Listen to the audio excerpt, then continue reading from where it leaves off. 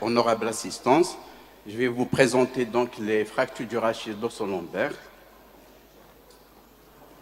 Alors, comme introduction, les fractures de la colonne vertébrale se classent au 20e rang parmi toutes les fractures de l'adulte. En France, la Haute Autorité de Santé a rapporté une incidence de 1200 nouveaux cas par an de lésions médulaires traumatiques avec une prévalence d'environ 50 000.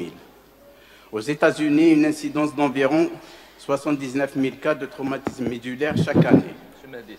Un peu de silence dans la salle, s'il vous plaît.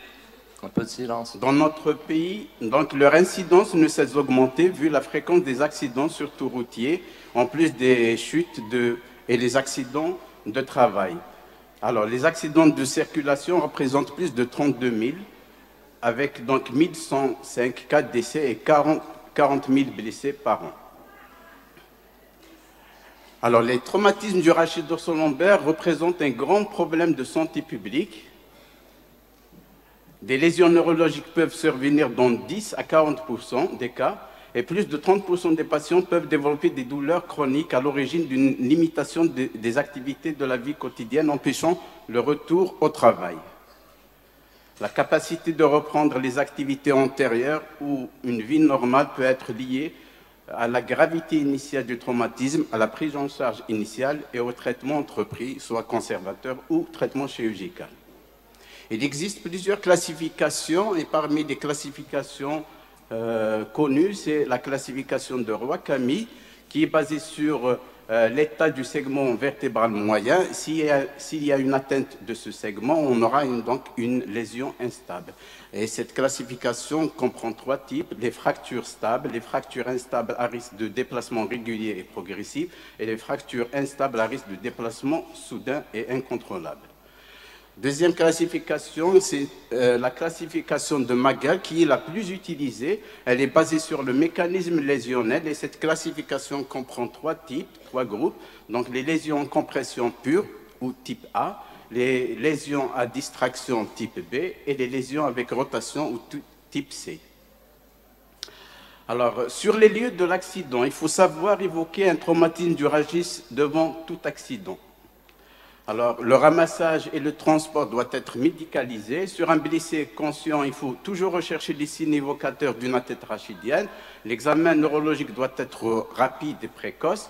Une minerve de principe est adaptée au patient. Il faut dégager le patient en monobloc de façon coordonnée avec maintien de l'axe tête et cou-tronc.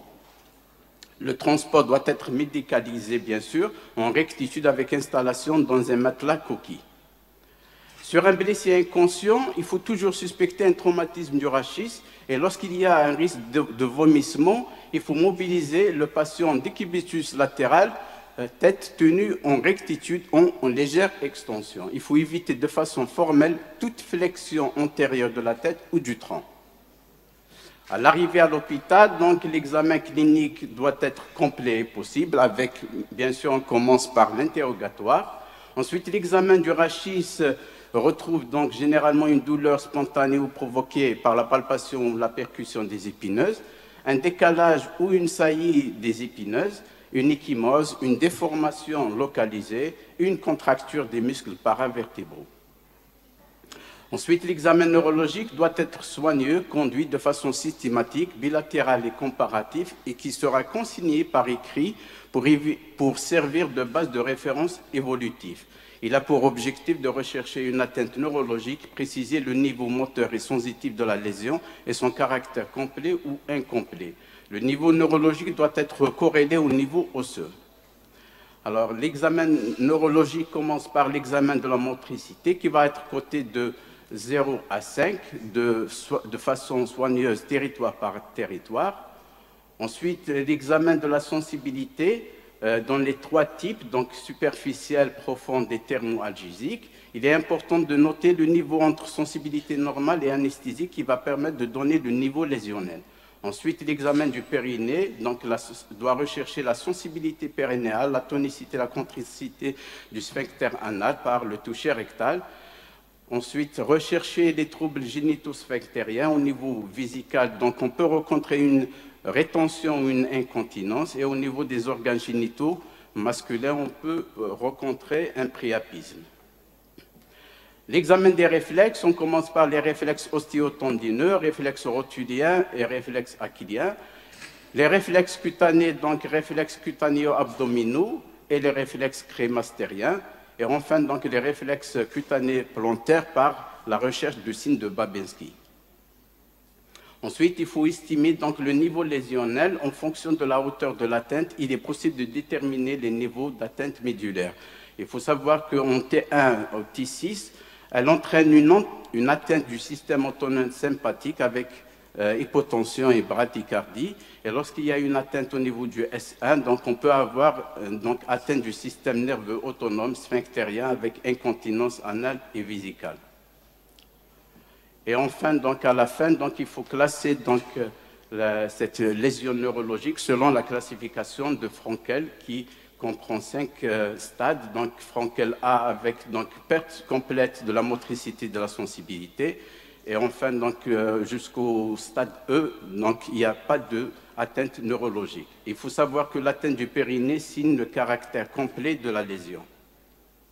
Il existe aussi une autre classification, c'est le score ASIA, qui a été instauré donc, en 1984, donc, qui est basé sur la recherche, le niveau sensitif et le moteur, et donc, il permet d'évaluer leur évolution dans le temps. Et cette évaluation comprend l'évaluation motrice et l'évaluation sensitive. Également, donc, elle sera donc, classée comme la classification de Frankel de A jusqu'à E. Alors, l'examen radiologique, c'est l'examen de première intention. Donc, ça comprend donc une incidence de face et de profil qui permet de faire le premier diagnostic. Il concerne donc l'ensemble du rachis pour ne pas méconnaître les fractures étagées. Et bien sûr, il est indiqué chez tout traumatisé du rachis et devant un polytraumatisé. Alors, l'incidence de face va évaluer le corps vertébral, les plateaux, les pédicules, l'alignement des épineuses. Et toute perte de hauteur du corps vertébral va suspecter un tassement minime. Tout écart intervertébral donc, ou perte de leur alignement, donc, on va penser à un trait sagittal. Et tout écart entre les épineuses va nous évaluer sur l'instabilité par atteinte du segment moyen vertébral. Aussi, donc, sur le profil, l'incidence de profil va nous renseigner sur l'alignement du mur vertébral postérieur par l'intégrité du ligament vertébral commun postérieur. On va rechercher aussi le respect des lignes d'avant en arrière, évaluer donc le foramen, apprécier la hauteur du corps vertébral et des disques, et enfin donc, quantifier la déformation vertébrale par le calcul donc, des paramètres rachidiens segmentaires. Ici, donc, la syphose vertébrale et ici, la syphose régionale. L'analyse radiologique va permettre de répondre à certaines questions pour classer cette fracture selon la classification de Magerl. Donc, s'il existe des signes de rotation comme le décalage des épineuses et une fracture étagée des apophyses, on va classer donc type C. Type C, ça veut dire rotation. Ensuite, s'il y a donc des signes de distraction, on va la classer type B. Et s'il y a des signes de compression au niveau du corps vertébral, on va la classer type A. Alors, la TDM donc, occupe une place de choix. Elle représente le gold standard dans les traumatismes graves. Elle a l'avantage d'être facile à obtenir en urgence, relativement accessible et guide les gestes chirurgicaux, surtout lorsqu'il y a l'indication de réaliser une décompression. Les limites, c'est les lésions des parties molles donc, qui sont mal étudiées sur un TDM. L'imagerie par résonance l'IRM permet une analyse fine donc du complexe postérieur ligamentaire et du disque, vertébral qui va permettre donc d'évaluer la stabilité vertébrale et donc va nous renseigner sur l'état des éléments du segment mobile rachidien. L'IRM permet aussi de l'étude de l'état de la moelle et bien sûr il est indiqué lorsqu'il y a une présence de troubles neurologiques, un syndrome médulaire inexpliqué ou bien une existence d'une discordance entre les troubles neurologiques et les lésions osseuses modestes ou absence de lésions osseuses.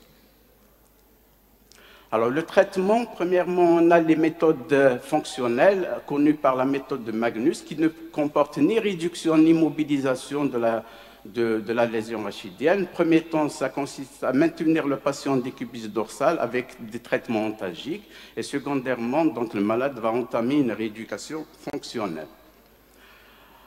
Traitement orthopédique proprement dit, c'est l'immobilisation par un corset sans réduction ou bien une réduction avec contention par un corset, donc initialement décrite par Boller et ensuite codifiée par Lewis.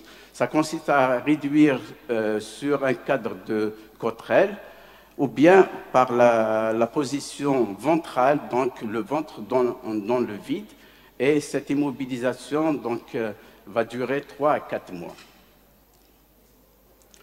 Alors, le traitement chirurgical par voie postérieure, c'est le traitement le plus utilisé. Ça consiste donc à réaliser une réduction, ensuite stabiliser par un matériel d'ostéosynthèse. Autrefois, on utilisait donc les plaques de Roakami.